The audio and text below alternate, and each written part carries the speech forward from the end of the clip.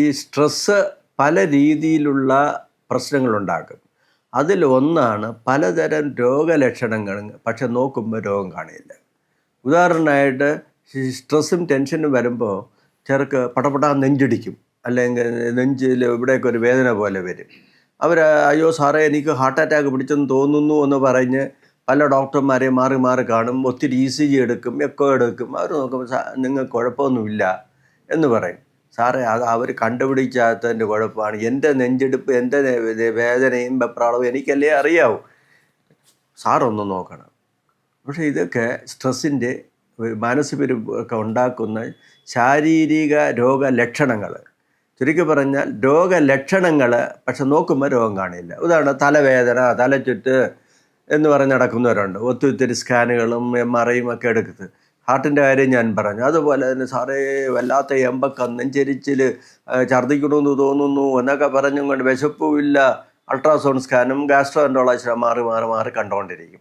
ഇതുപോലെ ഓരോ സ്പെഷ്യാലിറ്റികളെ മാറി കണ്ട് അവരുടെ ഇൻവെസ്റ്റിഗേഷൻസും ആയിട്ട് നടക്കുന്ന, ഇംഗ്ലീഷിൽ പറയും ഡോക്ടർ ഷോപ്പിംഗ് എന്നുവെച്ചാൽ ഡോക്ടർമാർ ഒത്തിരി ഉണ്ട്, മാറി കണ്ട് ഇങ്ങനെ നടക്കുന്ന ഒത്തിരി പേരുണ്ട്.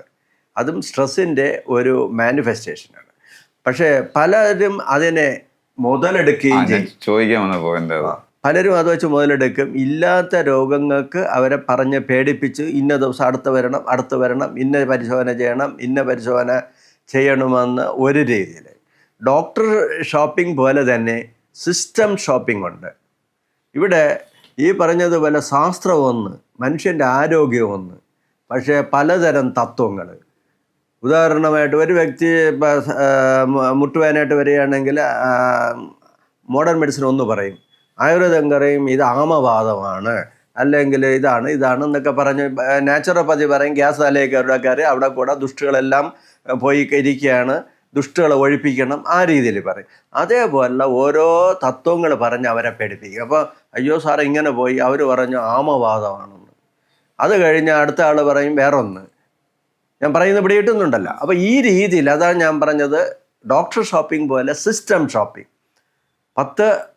220ഓളം ചികിത്സാ സമ്പ്രദായങ്ങൾ അംഗീകരിക്കപ്പെടാത്തതുകൊണ്ട് നാട്ടുവൈദ്യന്മാർ പല രീതിയിൽ തലയിൽ കൂടെ വിടുക, അത് കഴിക്കുക, ഇത് കഴിക്കുക. അതും കഴിഞ്ഞ് രക്ഷയില്ലാത്തുമ്പോൾ മന്ത്രവാദം ചെയ്ത് രോഗങ്ങൾ മാറ്റുന്നവർ, സർവ്വരോഗവും മാറ്റും എന്ന് പറഞ്ഞുള്ള ഇത് കിടക്കുന്നവരുണ്ട്. എത്ര ലഡു വേണേലും കഴിച്ചോള്, ഏത് പ്രമേഹവും ഞാൻ മാറ്റിക്കൊടുക്കുമെന്ന് പറഞ്ഞുള്ള അഡ്വർടൈസ്മെൻറ്റുകളും ഈ രീതിയിലുള്ള ചികിത്സാ തട്ടിപ്പുകൾ ഇക്കാലത്തും കൂടിക്കൊണ്ടുവരുന്നു. അതിൻ്റെ എല്ലാം ബലിയാടുകളായി മാറിക്കൊണ്ടിരിക്കുന്നു ഇത്തരം സാമാന്യ ജനങ്ങൾ. അപ്പോൾ ഡോക്ടർ, ഇതിൻ്റെ ഒരു കണ്ടിന്യൂഷൻ ആയിട്ടാണ് ഞാൻ ചോദിക്കുന്നത്. അതായത് ഈ പറയുന്ന ആൾക്കാരുടെ ആശങ്ക ഒരു സൈഡിൽ നിൽക്കുമ്പം ഈ ആശങ്കയെ ചൂഷണം ചെയ്ത് ഈ ഹോസ്പിറ്റലുകൾ ഈ പറയുന്ന പോലെ കൂടുതൽ തഴച്ചു വളരുകയും അതുവഴി ഇല്ലാത്ത രോഗികൾ മരുന്ന് കഴിക്കാൻ കാരണമായാൽ രോഗികളായി മാറുകയും ചെയ്യും. അങ്ങനെ ഒരു അവസ്ഥയില്ലേ? അതാണ് ഞാൻ പറഞ്ഞത്.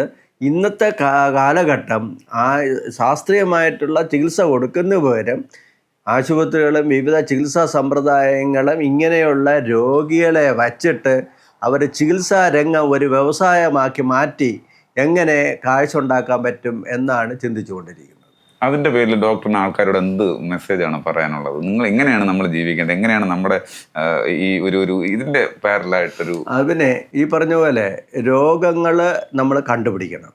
രോഗമില്ലാത്തവന് നമ്മൾ പറയുന്നത് സ്ട്രെസ്സ് സൊമറ്റൈസേഷൻ ഡിസോർഡർ എന്നാണ് ഇംഗ്ലീഷിൽ പറയുന്നത്. മാനസിക പിരിമുറുക്കം, വിവിധ ശാരീരിക രോഗങ്ങളോട്ട് പ്രത്യക്ഷപ്പെടും. അപ്പോൾ ആ രീതിയിലുള്ള രോഗങ്ങളൊന്നും ഇല്ലാത്തവരെ നമ്മൾ ചിലർ നേരത്തെ മുതലെടുക്കുമെന്ന് പറയുന്നത് പോലെ ചിലർ ഇതെല്ലാം പരിശോധിച്ച് തനിക്ക് വേറെ പണിയില്ലടാ, നീ ഒരു കള്ള രോഗിയാണ്, നിനക്ക് പണിയെടുക്കാൻ മടിച്ച് ജോലിക്ക് പോകാൻ മടിച്ച് ഇങ്ങനെയാണ്. സ്ത്രീകളാണെങ്കിലും പറയും ഇതൊരു കള്ള രോഗിയാണ്, വീട്ടിലെ പണിയൊക്കെ ചെയ്യുന്നതിന് വരെ നീ കയറി കിടന്ന് ഇങ്ങനെ വരമ്പഴി കടന്ന് വെപ്രാളം പിടിച്ച് ഇങ്ങനെ കിടക്കും. യഥാർത്ഥത്തിൽ കള്ള രോഗികളല്ല, ഈ പറയുന്ന സ്ട്രെസ്സിൻ്റെ ഒരു മാനിഫെസ്റ്റേഷനായിട്ട് രോഗങ്ങളായിട്ട് മാറുന്നതിന് മുമ്പ് വിവിധ രോഗലക്ഷണങ്ങൾ കാണിക്കും, പക്ഷെ നോക്കുമ്പോൾ രോഗം കാണില്ല. അപ്പോൾ അതിൻ്റെ കാരണങ്ങൾ കണ്ടുപിടിച്ചു. നേരത്തെ പറഞ്ഞ സ്ട്രെസ്സ് പലതരമുണ്ട്. അതിൻ്റെ പരിഹാരമാണ് നമ്മൾ എത്തിക്കേണ്ടത്. അവരെ കള്ളരോഗിയെന്ന് മുദ്ര കുത്തി കഴിഞ്ഞാൽ അവർ കൂടുതൽ സ്ട്രെസ് ആവുകയുള്ളൂ. അത് മാത്രമല്ല എൻ്റെ രോഗം ഈ ഇത്രയും കാലം കൊണ്ട് ഒരു ഡോക്ടർമാരും കണ്ടുപിടിക്കുന്നില്ല, അപ്പം ഞാൻ എന്ത് ചെയ്യും എന്ന് പറഞ്ഞ് പിന്നെ ആത്മഹത്യയിലോട്ട് പോകും.